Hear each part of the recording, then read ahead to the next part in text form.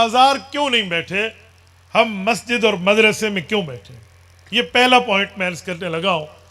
دیکھو بات یہ ہے، ہم نبی پاک صلی اللہ علیہ وآلہ وسلم کے امتی ہیں اور ہمارا ایمان اور عقیدہ ہے کہ عالم نبی کا وارث ہے، تو وارث وہی کام کرتا ہے جو مورث نے کیے ہیں۔ مورث کہتے ہیں اس کو جس کا بندہ وارث ہوتا ہے۔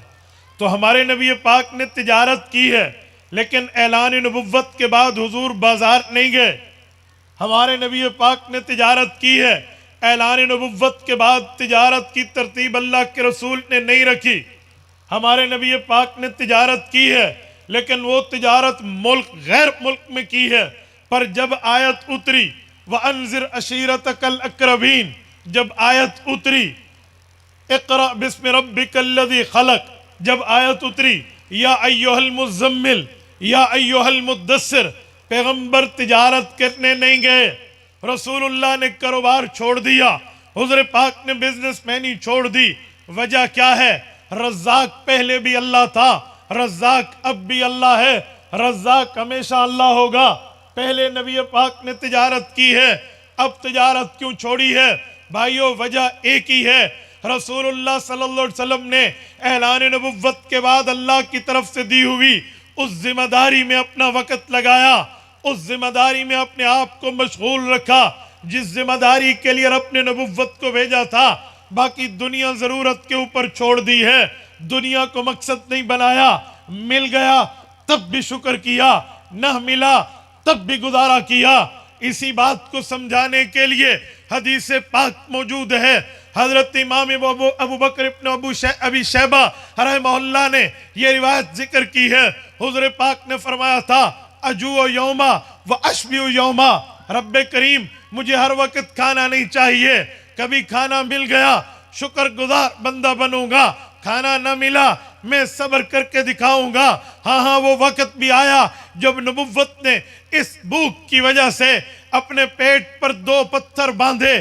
اگر صحابی عرض کرتا ہے یا رسول اللہ میں نے پیٹ پہ پتھر باندھا ہے، چلنا محال ہے، میں چل نہیں سکتا، حضور پاک اپنے پیٹ پہ کپڑا اٹھا کے 2 پتھر دکھاتے ہوئے نظر آتے ہیں۔ حضور پاک علیہ السلام نے فاقے برداشت کیے ہیں۔ اماں جان عائشہ رضی اللہ عنہا، آپ کی اور میری ام المؤمنین، آپ کی اور میری اسلامی اماں جان کہتی ہیں 3 چاند طلوع ہو جاتے، یعنی 90 دن گزر جاتے، پیغمبر کے گھر میں آگ نہیں جلتی تھی، چولہا نہیں جلتا تھا۔ یہ وقت نبی نے کاٹے ہیں، یہ حالات حضور پاک علیہ السلام نے برداشت کیے ہیں۔ بلکہ کھولیے فضائل اعمال، میں اردو کی کتاب کا حوالہ دیتا ہوں، آپ کی دسترس میں ہے۔ حضرت شیخ زکریا رحمہ اللہ تعریف فرماتے ہیں، حضرت ابو ہریرہ رضی اللہ عنہ نے کاٹن کے کپڑے میں ناک صاف کیا اور فرمان لگے بقا ابو ہریرہ تیری تو بلے بلے ہے۔ وہ وقت بھی یاد کر جب بھوک کی وجہ سے تو مسجد نبوی میں حضور پاک کے گھر اور حضور پاک کے مدرسے کے درمیان بے ہوش پڑا ہوتا، اس وقت لوگ سمجھتے بے ہوش ہو گیا ہے، اسے مرگی کی بیماری ہوگی، حالانکہ مرگی نہیں تھی، فقط بھوک تھی۔ سہیوال کے غیوروں، میری بات کا مطلب یہ ہے حضور پاک نے اس کے باوجود بھی تجارت نہیں کی، کاروبار نہیں کیا۔ وجہ کیا تھی؟ وجہ ایک ہی تھی، اللہ نے قرآن اتارا، اللہ نے دین اتارا، اللہ نے مذہب دیا، اللہ نے اسلام دیا، اللہ نے قرآن دیا، رب نے شریعت دی، پیغمبر نے زندگی اس پہ لگائی۔ مولا زندگی لگے گی لگا دوں گا، جماعت لگے گی لگا دوں گا، صلاحیت لگے گی لگا دوں گا۔ میرا مقصد قرآن پھیلانا ہے، دنیا کمانا نہیں۔ ایک ہی وجہ ہے، آج ان علماء نے مدرسہ اسی بنیاد پہ شروع کیا، مسجد اس بنیاد پہ شروع کی ہے، ورنہ مولوی کے مقابلے میں کوئی تاجر بن کے دکھائے، رب نے اسے علم بھی دیا ہے، عقل بھی دی ہے، پرابلم نہیں ہے۔ لیکن ہم نبی پاک علیہ السلام کے اسوہ حسنہ کو دیکھے ہوئے ہیں۔ حضور پاک نے دنیا کے اوپر توجہ چھوڑ دی، فرمایا رب جو دے گا دے گا، اور یہ بات طے ہے، میرا رزق مجھے مل کے رہے گا، میں اس کے لیے اتنی کوشش کروں گا جتنا میں نے دنیا میں رہنا ہے، اور آخرت کے لیے اتنی کوشش کروں گا جتنا میں نے آخرت میں رہنا ہے۔ میں نے اپنی آنکھوں سے ایک اسٹیج پہ منظر دیکھا، راول پنڈی کی اسٹیج پر ایک سیاسی جلسہ تھا، ایک شخص کے ہاتھ میں بیٹے مجھے بوتل اٹھا دے، یوں پانی کی بوٹل ہاتھ میں تھی، وہ بیان کر کے یوں بیٹھے اور یوں اس کا کیپ اوپن کر کے پینے لگے. ابھی منہ کے قریبی بوٹل لائے تھے کہ اس بندے کے اوپر وقت اجلا پہنچا اور وہ فوت ہو گیا. ایک پانی کا قطرہ منہ میں نہ جا سکا. بوتل اپنے ہاتھ میں ہے، دسترس میں. کیوں؟ رب نے لکھ دیا اب تیرے پاس کھانے کا وقت نہیں ہے، پینے کا وقت نہیں ہے. اور اگر اللہ نے ایک انگور کے دانے پر بھی نام لکھا ہوگا نا میرا کہ یہ اس نے کھانا ہے، وہ چمن کے منڈی سے نکلے گا، کس ٹرک میں پیک ہوگا اس سے مجھے سروکار نہیں ہے. کون سا ڈرائیور اسے لے کر آئے گا، اس کی کتنی تنخواہ ہے منتھلی، اس سے مجھے کوئی غرض نہیں ہے. وہ بندہ مسلمان ہے یا کافر ہے، وہ یہاں تک لائے گا. کون سا آڑتی جا کر خریدے گا، کس دکان پہ جا کے وہ انگور کی پیٹی بکے گی، نو ایشو، مجھے اس کی پرواہ نہیں ہے. کون خرید کے لائے گا، میری پلیٹ میں آئے گا. اگر میرا نام لکھا ہوا ہے تو میرے دانتوں کے نیچے آنے میں دنیا کی طاقتیں نہیں روک سکتی. رزق اللہ ذمہ دار ہے، رزق کے معاملے پہ پرواہ نہیں ہے.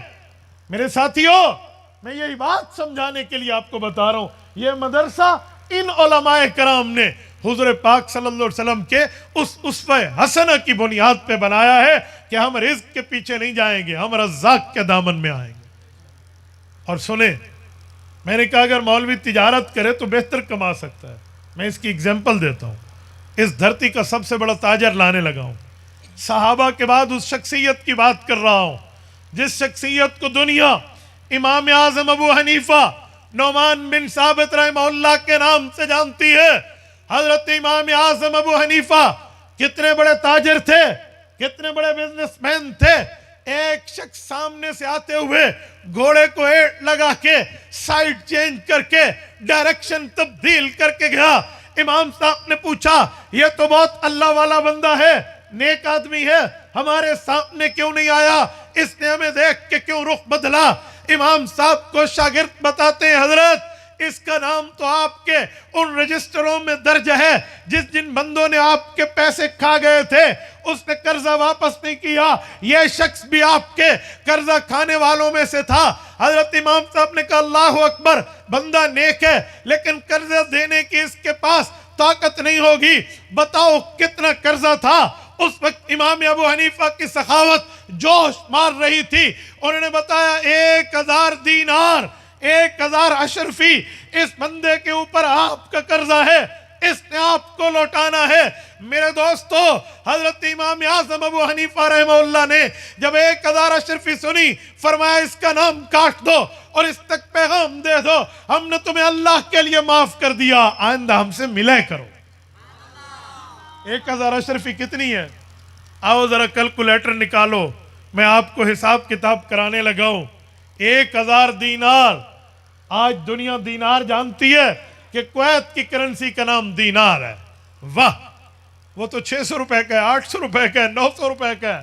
بس دینار رسول اللہ کے دور میں چاندی نہیں سونے کا سکہ ہوتا تھا. اور کتنا وزن؟ آج ہم کہتے ہیں زکوٰۃ اس پہ فرض ہے جس کے پاس کتنے تولہ سونا ہو. 52 نہیں میرے بھائی، کتنے؟ 7.5 تولہ سونا، وہ 52.5 چاندی ہے. تو 7.5 تولہ سونا کے کتنے دینار بنتے ہیں؟ 20 20 دینارا. حدیث پاک میں ہے جس کے پاس 20 دینار ہیں اس پر زکوٰۃ فرض ہے. اور امام ابو حنیفہ کتنے دینار دے رہے ہیں؟ 1000. یہ جو 52.5 تولہ چاندی ہے نا، یہ 200 درہم ہے. 200 درہم کا 52.5 تولہ چاندی بنتا ہے. میں پورا اس کا حساب جانتا ہوں. 84 تولوں کا 1 کلو بنتا ہے.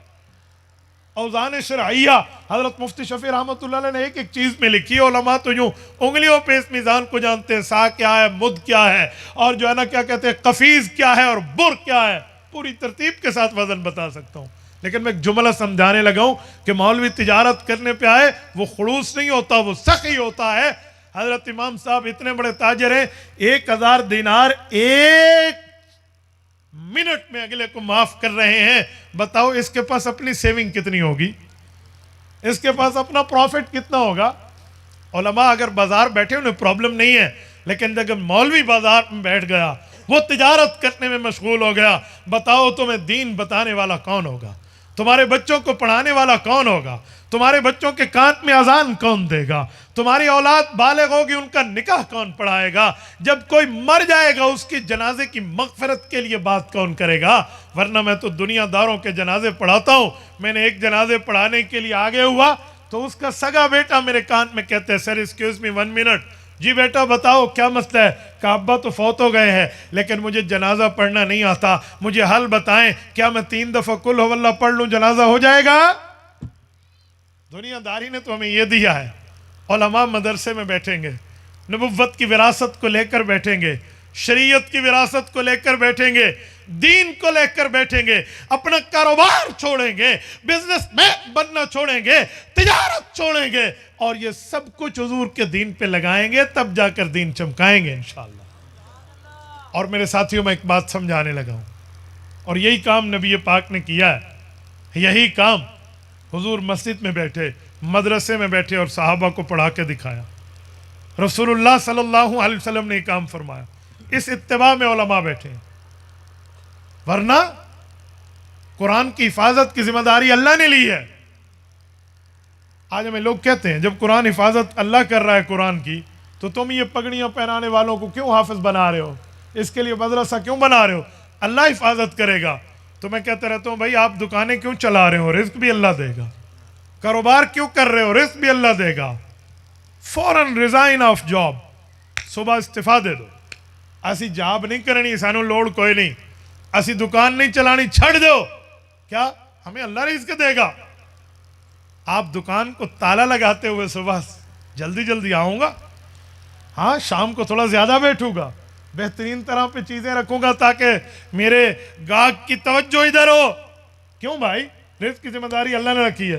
تو کیوں روزانہ اپنے شیشے کے اوپر کپڑا مار رہا ہے دکان کو چمکانے کے لیے؟ تو ادھر تو تمہیں سمجھ آتا ہے کہ ہم محنت کریں گے، ذمہ داری اللہ کی پوری ہوگی. ادھر کیوں نہیں سمجھ آتا کہ قاری صاحب مدرسہ بنائیں گے، بچے پڑھیں گے، حفاظت اللہ کی طرف سے ہوگی؟ ادھر کیوں عقل کام نہیں کرتی؟ ادھر کیوں ختم ہو گیا؟ تو ادھر بھی سوچنا چاہیے. تو یہ پہلا پوائنٹ.